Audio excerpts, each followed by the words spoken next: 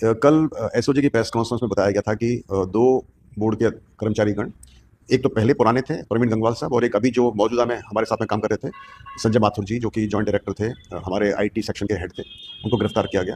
और ये प्रकरण 2018 की भर्ती का है, जो कि 2019 में हुआ था, जहाँ पर एज पर एसओजी की जो डिटेल्स हैं, ये शायद 38 से 39 बच्चों के ओमार शीट को भरा गया था फोटोशॉप करके, और उसमें से मेरे ख्याल से 18 बच्चे फिर पास हो गए थे।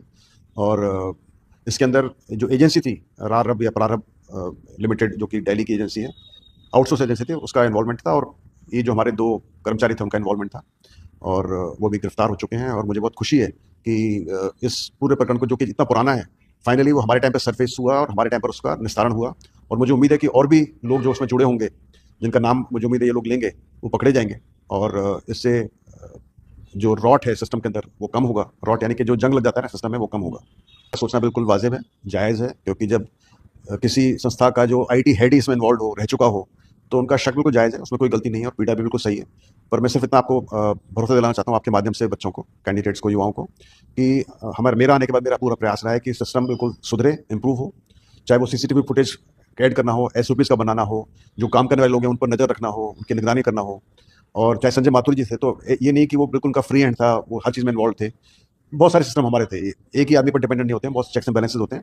तो जो मेरा समझ है, जितनी मेरी समझ और जितना मेरा सोच है, जितना मुझे पता है, उस हिसाब से मेरे टाइम पे जो भर्तियां हुई हैं 2024 जनवरी से लेकर अभी तक, उनमें ऐसा कोई भी ना तो मुझे नॉलेज में आया है, ना ऐसा कुछ मुझे शक है कि कहीं पर उमार शीट बदली गई है, क्योंकि बदल करने का कोई संभावना नहीं है। हमने काफ़ी सिस्टम चेंज कर दिए थे, और सारी एजेंसी वगैरह भी चेंज हो गई थी, और सब कुछ नीट एंड क्लीन हुआ है।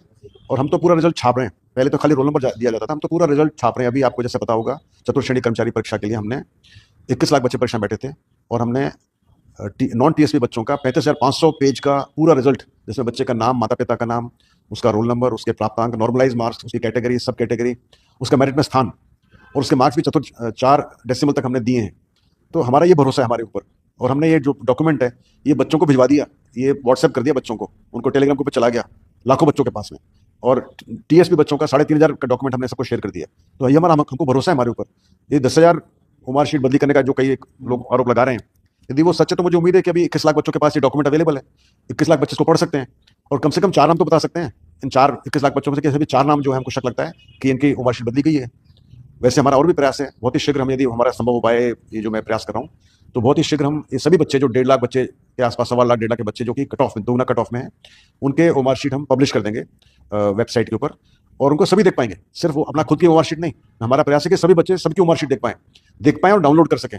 फिर उम्मीद करूंगा मैं उन 21 लाख बच्चों से कि कम से कम वो 10,000 जो बच्चे कह रहे हैं जिन्होंने फर्जी ओमार शीट भरी है, उसमें 10 नाम तो बताएं। फिर भी इस अभी 10 बच्चे हैं जो कि फर्जी हैं, जो हमेशा पिछली परीक्षाओं के अंदर 0 नंबर लेकर आते थे, अब अचानक हुए ना, सिलेक्ट हो गए, पास हो गए, और टॉप रैंक लेकर आ रहे हैं। तो मुझे उम्मीद है ये जन भागीदारी की आवश्यकता है।